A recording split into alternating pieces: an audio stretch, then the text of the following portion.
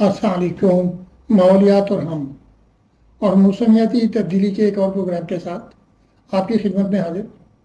आज के आगाही के प्रोग्राम में हम कोशिश करेंगे कि ये आपके साथ शेयर कर सकें कि मौसमियाती तब्दीली क्या है और ग्रीन हाउस गैसेज इमिशंस क्या हैं। ग्रीन हाउस गैसेज इमिशन से हमारे जो ग्लोबल और लोकल जो हमारा अपना पाकिस्तान का माहौल है उस पर क्या असर पड़ता है और इस असर को कम करने के लिए हम क्या कर सकते हैं। इसी के साथ साथ क्योंकि इसमें बगैर लाइनर के और ओपन जो डंप्स हैं हमारे जहाँ पर हम कचरा फेंकते हैं, पूरे पाकिस्तान में हंड्रेड्स हर छोटे बड़े शहर में हैं, तो उनसे जो ज़ेर ज़मीन पानी और सॉइल और हमारी क्रॉप्स ख़राब हो रही हैं उसके बारे में भी हम बातचीत करेंगे। और ये इस बातचीत को मैं चार्ट्स के ज़रिए, ग्राफ्स के ज़रिए, स्लाइड्स के ज़रिए आपको एक्सप्लेन भी करूँगा, आपको आपके साथ शेयर भी करूँगा।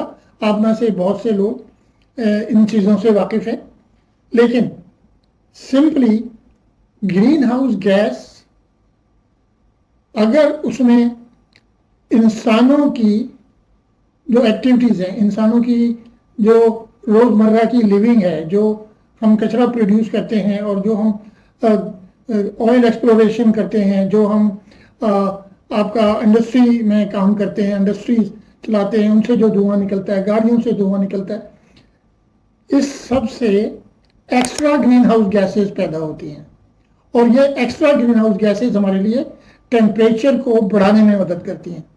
और जब ज़मीन का टेम्परेचर बढ़ता है तो इंतहाई तबाहकुन नताइज जिनको हम आजकल फेस कर रहे हैं, उसमें से देख लीजिए कि बहुत ही गैर मुतवक्को अनप्रेसिडेंटेड बारिशें, इस्लामाबाद में ज़ालाबारी, हमारे जो नदरन एरियाज़ हैं उनमें तबाही, ग्लेशियर्स का पिघलना, फ्लड, उसके फ्लडिंग, अर्बन फ्लडिंग के कुछ और वजूहत भी हैं, वो मैं आपसे डिस्कस करूँगा एक अलग प्रोग्राम में, कि उसमें कुछ मैनेजमेंट, कुछ हमारी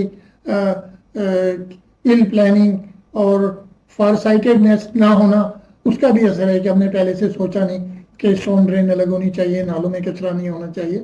तो आज पहली जो आपको स्लाइड मैं दिखा रहा हूँ उसमें यह है कि अगर इंसान ग्रीन हाउस गैसेज प्रोड्यूस ना करें तो ज़मीन कैसे नज़र आती है, और जब एक्सेस ग्रीन हाउस गैसेज आ जाएं तो ज़मीन पे क्या असर होता है। पहले तो हम इसको डील करते हैं। उसके बाद सेकंड मैं आपको ये बताऊंगा कि ग्लोबल टेम्परेचर इंक्रीज होने में और लोकल जो हमारा मुकामी टेम्परेचर है उसके बढ़ने से हमारे क्या क्या नुकसान होते हैं और पाकिस्तान में अभी तक क्या नुकसान हो चुके हैं। जो इस दफ़ा अभी तक के जो आदाद शुमार हैं वो भी मैं आपसे शेयर करूँगा।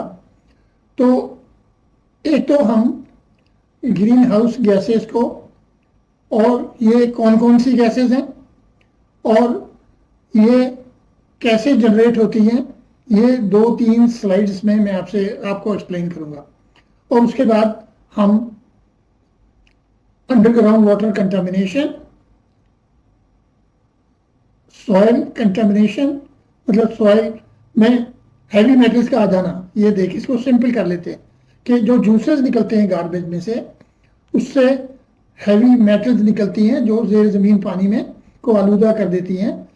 फिर वो अगर डंप साइड से बाहर निकल जाएं तो वो सतही पानी को भी आलूदा कर देती हैं, और वो फिर इस पानी से, पोल्यूटेड वाटर से, इस कंटामिनेटेड वाटर से जब हम कास्ट करते हैं तो सॉइल भी कंटामिनेट हो जाती है, और जब ज़मीन कंटामिनेट हो जाए तो हमारी क्रॉप्स में हैवी मेटल आते हैं।